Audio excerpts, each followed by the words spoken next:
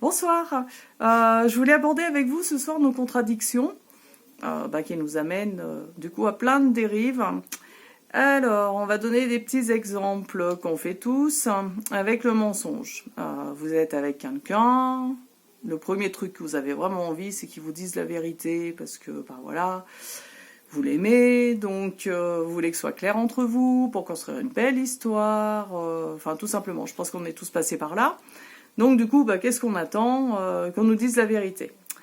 En général, qu'est-ce qui se passe? Même si on s'entend bien, il y a des choses qu'on n'ose pas forcément dire à l'autre parce qu'on a peur de le blesser ou parce qu'on pense que ça risque de déclencher une colère ou alors qu'on va le décevoir. Enfin bon, tout ce panel de choses en fait qui au final vont faire qu'on va pas dire ce qu'on pense réellement. Et du coup, qu'est-ce qu'on fait? On est en train de lui mentir, par extension, par omission, pardon. En gros, on se donne une excuse, on veut pas faire de mal, ou on veut pas prendre le risque de faire du mal, donc, on va pas dire ce qu'on pense. Et je sais pas si vous serez d'accord avec moi, mais en fin de compte, c'est ni plus ni moins un mensonge. Donc, ces contradictions, quand on les vit au quotidien, il s'avère que c'est devenu une normalité pour chacun de nous, que bien souvent, on s'enfonce là-dedans et ça part dans des dérives pas possibles, et qu'en retour, vu qu'on n'est pas réellement dans la vérité envers nous-mêmes et ni envers l'autre, on va attirer une situation qui va être en accord avec cette vérité-là, c'est-à-dire les omissions qu'on fait et les mensonges et du coup les contradictions qu'on a en nous intérieures. On va avoir ce retour. Donc même si l'autre nous aime, en général il fait un peu la même chose parce qu'il a peur aussi de nous blesser. Et du coup, d'une belle histoire qui aurait pu être géniale, souvent ça dérive parce que on n'a pas osé ces vérités-là depuis le début, parce qu'on n'ose pas se dire à nous-mêmes que ça nous fait peur et que du coup on va cacher des choses, on va se dire que c'est pas bien grave parce que tout le monde le fait, etc., etc. Sauf qu'au final, si on regarde la réalité en face, on aimerait bien que l'autre il nous dise la vérité. Donc pour ça, tout simplement, il faut se dire la vérité à soi-même et oser dire la vérité à l'autre, mais en premier se dire la vérité à soi-même. Donc c'est là que viennent les contradictions en nous, n'est-ce pas? Parce que déjà, je sais pas qu'est-ce que je vais pouvoir vous citer comme exemple. La communication est importante. Oui, la communication est importante, ma fille. Je vous présente mademoiselle. Non. Alison Bassit et mademoiselle, ma fille, voilà, Alison, qui est une ado de 14 ans, dont je suis très fière. Voilà. Après, on est cash toutes les deux, tout le temps. On sait la vérité, par contre, on s'aime, on peut tout se dire. Et moi, je souhaiterais vraiment, de tout mon cœur de maman, que tous les parents et les enfants puissent être comme on est dans ma petite famille. Voilà. Parce que ça va être un peu long, cette histoire-là, tout de suite.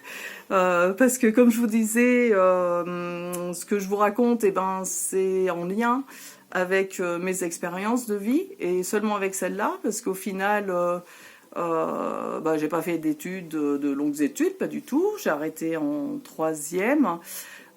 Pourquoi? Parce que je trouvais pas de retour dans la société, d'une part, qui portait mon rêve, qui me faisait vraiment triper, et me dire waouh, je vais mettre tout ce que j'ai en moi pour faire ou telle chose. Ça me semblait toujours voilà, c'était pas motivant pour moi. Ça veut pas dire que j'ai raison, c'était juste pas motivant pour moi. Et puis surtout, elle reviendra, il n'y a pas de souci. Surtout, j'étais mal dans ma peau parce que j'ai une expérience de vie qui pourrait paraître peut-être, belle de l'extérieur, c'est-à-dire avec des parents qui étaient ensemble, un grand frère, une grande sœur, une belle maison, je manquais de rien, financièrement parlant, on va dire. Même si c'était un peu compliqué avec les parents pour ça, mais bon, peu importe. Mais bon, le problème n'était pas là. En fait, avec le temps qui est passé, j'ai fait le travail nécessaire sur moi, c'est-à-dire d'aller voir ce qui clochait, en fait. parce que j'avais des atouts pour apprendre, j'apprenais facilement, j'en faisais intelligente, enfin bon, plein d'atouts, sauf que moi j'étais hyper mal dans ma peau, mais alors vraiment, hein, malheureuse, que je trouvais pas quelqu'un qui comprenait ce que je souhaitais, et en fin de compte, je me suis rendu compte, d'une part, je n'avais pas été désirée par mes parents, et d'autre part, alors c'est pas, quand je parle de ça, c'est une blessure, c'est tout. Après, il y a des gens qui n'ont pas été désirés, et il y a des gens qui l'ont très bien vécu, et qui n'ont pas plombé leur vie. Moi, ça n'a pas été mon cas, je l'ai mal vécu, j'ai vécu ça comme un abandon, un rejet.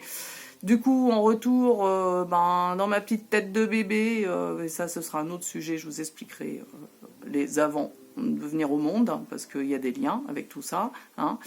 Dans ma tête de bébé, même de fœtus, ce que j'étais était rejeté vu qu'on voulait pas de moi. Donc, depuis le début, même tout au début, même de cette incarnation, même avant d'être née, en fait, j'ai étouffé ma vraie personnalité, vu que dans ma tête, je faisais le lien que cette personnalité ne correspondait pas à ce que mes parents voulaient, vu que ma mère ne me voulait pas et a tout fait pour essayer d'avorter. Voilà, donc ça, je l'ai toujours su. Du coup, je me suis dit, comme je le sais, pas de problème, ça peut pas poser de soucis. Mais en fin de compte, c'était ancré en moi et cette blessure profonde a attiré toutes les expériences de vie que j'ai pu avoir par la suite en lien amoureux. Et ça a engendré que je me suis caché déjà la vérité à moi-même de qui j'étais vraiment. Je n'osais pas être cette personne-là. J'ai fait un tas d'erreurs, j'ai fait des nœuds dans ma petite vie à plein de fois, j'ai fait plein d'expériences, souvent dans le sombre, très très longtemps dans le sombre, où j'ai appris à naviguer dedans d'ailleurs, hein. Mais bon, peu importe, hein, ça fait pas de moi une mauvaise personne pour autant, ça n'a rien à voir. Juste j'ai pris des mauvaises décisions pour moi. Donc je me suis fait du mal, beaucoup, fumer très jeune, mais bon, ça, peu importe, on va pas en parler, c'est interdit, mais bon, bref. Après, aller beaucoup plus loin, être toxicomane, en être sorti, avoir été abusée par des personnes très tôt, sexuellement parlant, je parle, enfin voilà, ado, hein, très jeune, à partir de 12 ans à peu près, plusieurs fois. Enfin, des trahisons, des choses très profondes, très dures, qui ont fait que je me suis auto-punie pendant très longtemps et qui n'a rien à voir avec le reflet que la société me donnait de moi, c'est-à-dire quelqu'un de pas fréquentable, qu'il fallait pas suivre parce que j'étais pas une bonne personne, parce que je faisais rien de ma vie, enfin tout le panel qu'on peut avoir, alors que c'est deux choses complètement différentes. Il y a des gens qui réussissent dans la vie qui sont des gros enfoirés, n'est-ce pas, des gens qui réussissent dans la vie qui sont très bien, des gens qui n'ont pas réussi dans la vie sociétalement et qui sont malheureux, d'autres heureux, enfin bon, il y a tout. Ça n'a rien à voir avec la personne qu'on est au fond. Mais pour être cette personne, il faut être dans la vérité. Et ça, c'est la base. Dans la vérité avec soi-même. C'est-à-dire reconnaître, encore une fois, toutes nos manières de faire, d'être. Est-ce qu'on fait vraiment ce qu'on a envie de faire, ce qui nous porte là et dans notre tête, ou est-ce qu'on s'adapte à une situation ? Donc c'est ça qu'il faut apprendre en premier, à décortiquer, et c'est loin d'être facile. Une fois que c'est fait, c'est top, c'est tranquille, la vie coule. Hein, c'est pour ça que je l'ai fait moi tout de suite avec mes enfants, et du coup ils savent pas faire autrement. Des fois ils me regardent avec des yeux, à dire mais oui c'est évident quoi. Voilà. Donc par contre ils savent tout de nous, on leur a jamais rien caché. Quand on savait pas, on leur disait qu'on savait pas. Quand on se trompe, on leur dit qu'on s'est trompé. C'est pas grave, on s'en fout, ça c'est que de l'ego, du paraître, du machin. C'est pas ce que vous êtes, c'est ce qu'on vous a appris à devenir, et c'est ce que vous êtes par définition parce que vous n'êtes pas vrai avec vous. Donc si vous voulez changer votre vie, si vous voulez être heureux, si vous voulez qu'on construise autre chose comme société dans le futur, sans être obligé d'écouter des trucs et de faire des choses qui vous plaisent pas, ou de revoir vos rêves à la baisse parce que du coup vous dites ah c'est pas possible autrement, machin, et suivez-moi, ensemble, je vais vous apprendre. Ça fait 22 ans que je bosse dessus consciemment. Avant, c'était du grand n'importe quoi, souvent, mais avec des super souvenirs, avec des gens que j'ai croisés dans ma vie qui ont été exceptionnels, d'autres très pourris, peu importe, on s'en fout. Ce qui compte, c'est le moment présent, devenir heureux, tirer profit des expériences de nos vies, les reconnaître, avancer avec tout notre potentiel humain. Et c'est ce que je vous souhaite à tous, parce que si c'est comme ça, on pourra vraiment vivre nos rêves et pas seulement regarder les mangas en espérant qu'un jour ça arrive. Voilà. Et pour cette première vidéo de ce soir, on lit les mangas, on les regarde pas. Oui, on lit les mangas, on les regarde pas. Et on regarde des animés. Et on regarde des animés. Désolée, ça c'est la vieillerie qui fait surface. Désolée.